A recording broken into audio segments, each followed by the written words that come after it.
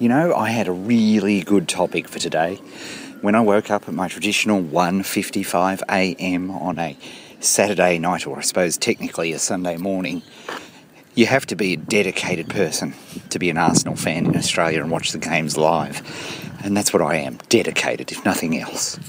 Anyway, I had this great idea as I was passing out between asleep and awake. It was all right because we smashed Reading 4-1, so that was a good deal.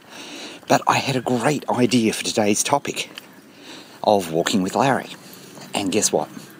Well, I woke up in the morning and I can't bloody remember what it was. It was going to be awesome, I am sure. I thought, oh, that's such a good topic. I can remember that I thought, oh, what a good topic, but I've forgotten it. So that leads me to my next idea for today, which is remembering and marking down and taking notes. If it's not written down, it's not remembered, is the phrase doctors use when they're doing their rounds at hospitals, when they're first doing their internships.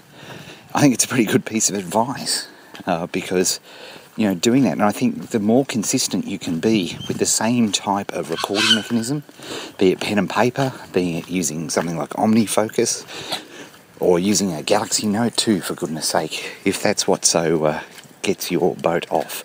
It really can be anything. But I think as long as it's consistent, and I'm really bad at this. I'm definitely in the categories of things that would require work. This is my number one thing because I'm constantly trying new things and I keep changing my capture method. And the problem with changing it all the time is inevitably things get lost. So, what advice can I give? And this is very much, this is an addict who's trying to give advice to non-addicts. Make sure it's something that's with you all the time. Now for me, that's the iPhone. I do love carrying a pen and paper around because I'm still from the generation that, pen and paper is probably more natural to write things down. I do like some of the, like the Galaxy Note 2, believe it or not, is actually pretty bloody good at recording stuff. But you've got to have it with you at all times. And the trouble with an iPhone even is, you can have an idea and I was going to be disgusting then, but, wherever you happen to be indisposed of, what if it's on the charger or you left it upstairs?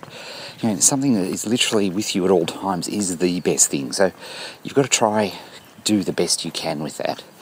But definitely as you start this leadership approach of consistently producing content, ideas are going to come to you at all different times of the day and night.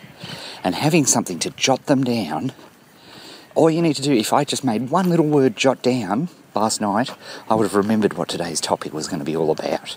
But I didn't, and I missed it. So it'll come back. I'm confident it'll come back. I'll think of it, and I'll slap my forehead and go, oh, that's what it was. Yeah. But I didn't.